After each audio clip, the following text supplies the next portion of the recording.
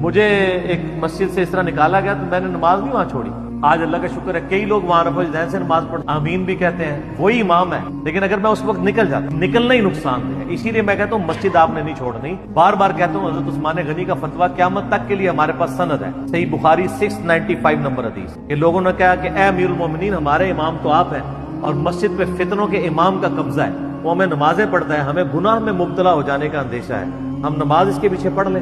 تو سیدنا عثمان نے فرمایا نماز تو مسلمانوں میں ایک نیکی کا کام ہے, نیکی کے کاموں میں ان کا ساتھ دو, برائی میں ان سے لگا. یہ حضرت عثمان نے جو فتویٰ دے دیا ہے نا, قیامت تک کے لیے ان لوگوں کا منہ بند کر دیا جو چھوٹی چھوٹی بات پہ کہتے ہیں فلاں کے پیچھے نماز نہیں ہوتی, فلاں کے پیچھے نماز نہیں ہوتی. اس سے بڑا کون فتنہ پرور ہو سکتا تھا جو خلیفہ راشد کے خلاف بغاوت کرنے کے لیے آیا ہو.